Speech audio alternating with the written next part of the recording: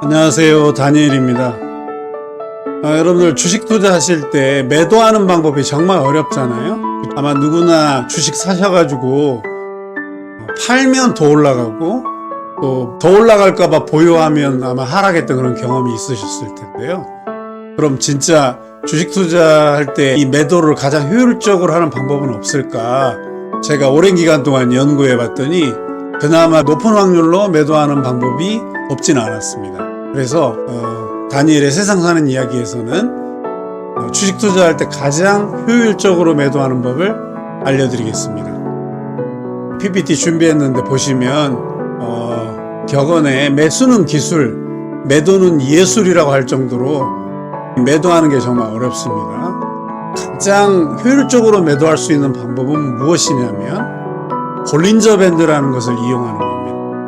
아마 주식 투자하시는 분들은 한 번쯤 다 들어보셨을 텐데요. 이 볼린저 밴드에 대해서 간단히 설명을 드리고 그 다음에 어떻게 효율적으로 매도하는지 알려드리도록 하겠습니다. 볼린저 밴드는 존 볼린저라는 사람이 만들었는데요. 주가의 변동성을 분석한 띠로 이렇게 구성되어 있습니다. 그래서 맨 위에 띠가 있는데 그 띠가 바로 상한선, 그다음에 가운데 또 선이 하나 있어요. 이렇게 중심선이라고 합니다. 중심선. 맨 밑에 선이 또 하나 있어요. 이걸 하한선이라고 하거든요. 이렇게 세 가지의 띠로 구성되어 있는 주가 변동성을, 즉 특정 기간에 얼마나 주가가 상승하고 하락했는지 수치로 나타낸 것을 바로 볼린저 밴드라고 합니다. 생긴 거는 방금 말씀드린 것처럼 이렇게 생겼는데 여기 가운데 선에 주목하시기 바랍니다. 이 가운데 선은 20일 이동 평균선과 거의 같은 선입니다. 따라서 이 선이 이렇게 뭉개지면 주가가 이렇게 쭉 하락하는 모습을 보입니다. 이 상한선은 쉽게 말하면 주가가 너무 많이 올라갔다라는 것을 의미하고요. 하한선은 상당히 과매도되었다, 그런 의미고, 그 다음에 중심선은 밑에서 볼 때는 저항선으로 작용하고 또 중돌돈 주가 입장에서는 또 지지의 역할을 해주는 그런 역할을 합니다. 대충 볼린저 밴드에 대해서 말씀을 드렸고요. 제가 실험을 한번 해봤어요. 지금 종목을 100개 정도 해봤는데 다음번에 한 200개 정도로 늘려볼 생각입니다. 근데 아마 성공률이 플러스 마이너스 3, 4% 이 성공률에서 아마 될 거예요. 100종목을 제가 볼린저 밴드를 이용해서 제가 여러분들한테 알려드리고자 하는 방식으로 매도를 했을 때 성공률이 얼마나 됐나 계산을 해봤더니 16종목이 성공적으로 매도했다라는 것을 보여줬습니다. 그래서 성공률이 86% 정도 됩니다. 그럼 어떻게 매도하는 것이냐면요, 볼린저 밴드의 상한선, 좀 이따가 여러분들 제가 구체적으로 말씀드릴 거예요. 상한선이 있잖아요. 맨 꼭대기 위에 선. 이 선을 벗어나면 팔면 안 됩니다. 바로 팔면 절대 안 돼요.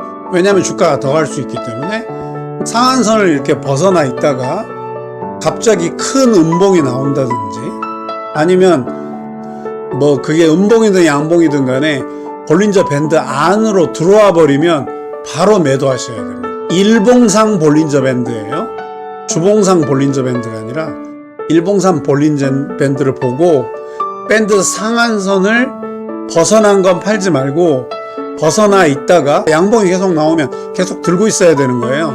근데 갑자기 벗어나 있다가 음봉이 크게 나오거나 아니면 중간 정도의 몸통이라도 음봉이 나오거나 아니면 음봉이든 양봉이든 간에 볼린저 밴드 안으로 다시 들어오면 그 즉시 바로 매도해야 가장 효율적인 매도를 할 수 있다는 겁니다. 주의하실 점은 캔들 중에 이런 도지형 그 캔들이 만들어지는 경우가 있는데 이런 경우는 중립입니다. 중립. 그래서 정확하게 판단하기 어렵기 때문에 일단은 들고 있어야 되는 게 맞습니다. 자, 그러면 실제로 어떻게 하는지 제가 차트를 한 6개 정도 준비해 봤거든요. 한번 보시죠. 여기 맨 왼쪽에 차트를 보시면 이 볼린저 밴드가 3개로 이렇게 구성되어 있잖아요. 상한선, 그 다음에 검은 선이 중심선이고요. 맨 밑에 파란 선, 이렇게 하한선이 이렇게 있는데 지금 갑자기 상한가가 났어요. 주가가. 볼린저 밴드 밖으로 벗어났잖아요. 상한선 밖으로. 근데 갑자기 음봉을 기록하면서 볼린저 밴드 안으로 들어오죠. 이때 바로 매도하셔야 된다는 거예요. 그 후에 주가가 이렇게 쭉 빠져버렸으니까요. 그나마 가장 효율적으로 매도한 것이 되겠죠. 그 다음에 오른쪽에 여기 차트 또 보시면